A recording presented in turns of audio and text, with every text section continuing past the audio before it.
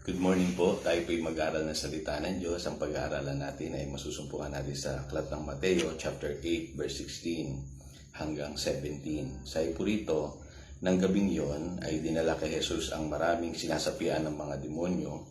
Sa isang salita lamang ay pinalayas niya ang masasamang espiritu at pinagaling ang lahat ng may karamdaman.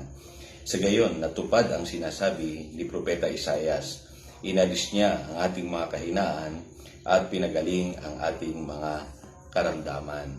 At pumunta po tayo sa aklat ng San Lucas, sa Luke chapter 10. At dito po sa verse 9, inutusan po ng Panginoon ng kanyang mga disciples. Sabi niya sa Luke chapter 10 verse 9, pagalingin ninyo ang mga may sakit doon at sabihin niyo sa mga taga roon, malapit na sa inyo ang kaharian ng Diyos. So, pag-usapan po natin ang subject of healing, kung paano ang Diyos ay nagpapagaling pa rin hanggang sa panahon natin ngayon. Makikita po natin dito na kinote po rito sa Matthew chapter 8, verse 16-17, yung Isaiah chapter 53. At kung babasahin po natin yung Isaiah 53 sa original translation po nito, sa verse 4, sabi po rito, surely He has borne our griefs and sickness, weakness and distress. So, hindi lamang po pala yung ating mga kasalanan ang dinala ng ating Panginoon doon sa krus, kundi yung ating pong mga sickness, weakness, and distress. Ang tawag po ng Biblia dyan ay griefs. At ang sabi rito, He carried our sorrows and pain. So, hindi lamang po pala yung ating sickness, kundi yung ating sorrows and pain. Yet, we ignorantly considered Him stricken, smitten and afflicted by God. But He was wounded for our transgressions, He was bruised for our guilt and iniquities. The chastisement needful to obtain peace and well-being for us was upon Him, and with the stripes that wounded Him, we are healed and made whole. So magandang maunawaan natin mga magulang, mga kapatid, na naparito ang Panginoong Hesus upang dalhin sa atin yung pong pagliligtas, nakasama po doon, takapaloob po doon, yung po pagpapatawad sa ating mga kasalanan at the same time, kagalingan. So maintindihan nyo, ang healing po pala is in the atonement. So ibig sabihin, ang Biblia sinasabing malinaw na kung paano tinatanaw ng Diyos ang kasalanan, ganun din niya tinatanaw ang karamdaman. Ibig sabihin, kung hindi natutuwa ang Diyos sa kasalanan, hindi rin ho siya natutuwa pagka nakikita niya na ang tao ay mayroong karamdaman. Siguro masabihin ng iba, Pastor, para ngayon ko lang nadinig yan kasi alam ko pagka nagkakasakit ako, yan ay bigay din ng Diyos sa akin para turuan ako ng leksyon o napabayaan ko yung aking katawan. Hindi po tama yung ganong concept. Totoo po, nagpapabaya tayo sa ating mga katawan, pero ang Diyos hindi niya gusto na makita po ang tao na nahihirapan sa kanyang karamdaman. Ang karamdaman po ay bunga po yan ng dalang kasalanan at pinasok sa mundong ito sa pamamagitan ng pagkakasala ni Adan at ni Eva. Sabi sa Romans 5:12, kung paano po yung kasalanan at kamatayan nakatuloy sa sanlibutan ito, ay tayo po ay napapahirapan na nito sa panahon natin ngayon. Kaya hindi po yung suffering ng karamdaman ay nanggaling po yan sa Diyos. Although inalaw po ito ng Diyos kasi po sa kasalanan ng tao, pero gusto pa rin ng Panginoon na sa panahon natin, tayo ay pagalingin. Kasi malinaw po dito sa mga talatang sinasabi po ng Matthew chapter 8 verse 17, natupad kay Jesus yung pong hula o yung prophecy na siya yung magpapagaling sa tao. Dahil dadalhin niya ito sa krus, kasama ng ating mga kasalanan, yung mga karamdamang ito, at sa bawat sugat at latay na tinamo niya sa krus, tayo daw po ay nagsigaling na. So just by knowing those facts, ay ilasalig po natin yung pananampalataya natin doon at maniwala tayo na ang Diyos ang ating manggagamot. Sabi nga sa Exodus 15 verse 26. Ngayon, kung ang kagalingan ay galing sa Diyos at ang karamdaman naman ay binunga ng kasalanan, meron bang karapatan tayo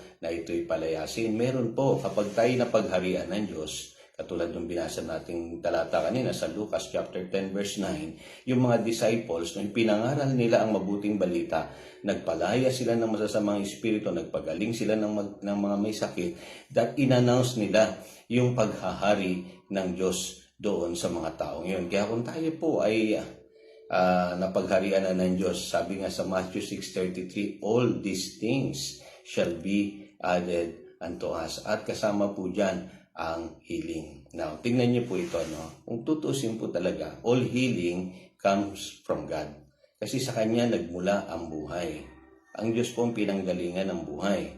So, ibig sabihin yan, lahat ng healing nanggagaling sa Diyos. So, naniniwala po tayo na kaya pong gamitin ng Diyos ang siyensya, ang doktor, ang operasyon, ang mga gamot para tayo pagalingin. Pero lahat po ng healing nanggagaling lamang po yan sa Diyos. Lagi niyo pong pakakatandaan yan. Maski po ang doktor, lagi nila sinasabi, pag hindi na nila kaya, sasabihin po nila, ipasa Diyos mo na lang yan. Kasi kahit sugatan nila yung ating katawan, tahiin nila, yung alisin po o gupitin yung anumang pong mga tumor dyan o anumang mga bahagi ng katawan natin, meron pong karamdaman. Kung hindi yan pagagalingin ng Diyos, hindi po gagaling yan. Kahit anong daming gamot ang ating inumin, kahit anong supplement, kahit anong herbal ang ating inumin, kung hindi pagagalingin ng Panginoon ang ating katawan, hindi po gagaling yan.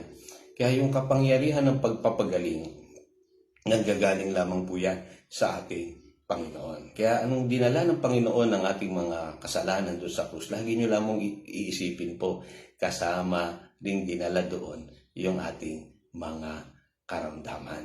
Kaya alam nyo, napakahalaga po na tayo mga Christians, lumakad tayo in divine health. Bakit po? Kasi isa po yung patunay na nakapaghahari ang Diyos ng lubusan sa ating mga buhay. At kasama po dyan yung ating mga katawan.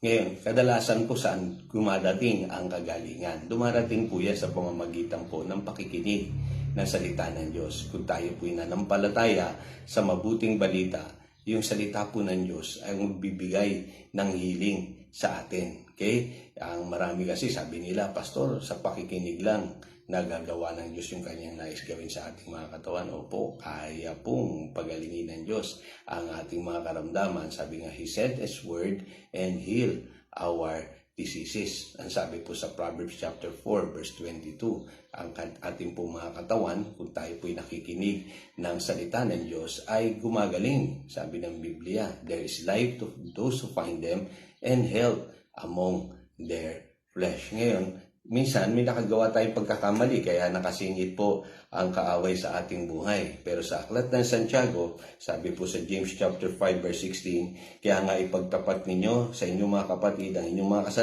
kasalanan at ipanalangin ninyo isa't isa upang kayo'y gumaling. Okay? Malaki ang nagagawa ng panalangin ng isang tao matuwid. Okay? So, ibig sabihin, kung meron man tayong nagawang kasalanan ng pagkakamali, napabayaan natin ang ating mga katawan, namuhay tayo ng mali sa matagal na panahon, gumamit tayo ng mga bagay na nakasisira sa ating mga katawan, nagbisyo po tayo, naggagawa tayo ng mga bagay na para bagang akala natin nakabubuti sa ating katawan, pero mali pala, pinahirapan natin yung ating katawan, humingi lang tayo ng tawad. Ang sabi ng Biblia.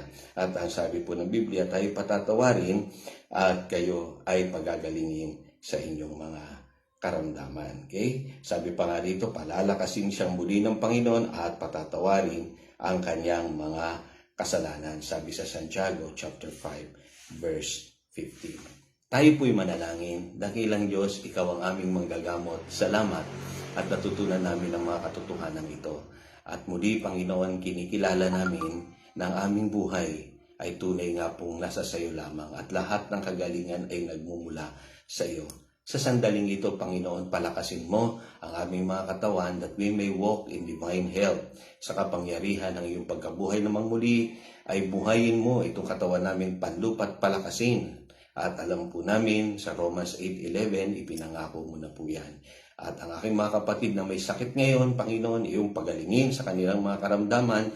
At kung sino man sa amin ang hindi pa lubusang nananalig sa iyo, Panginoong Hesus, bilang kanilang personal tagapagligtas, sa sandaling ito, iparanas mo rin sa kanila ang iyong kagalingan, hindi lamang po sa kanilang mga kasalanan, kundi sa kanilang mga katawan. As they believe today, yan ang aming panalangin in Jesus' name. Amen. God bless po.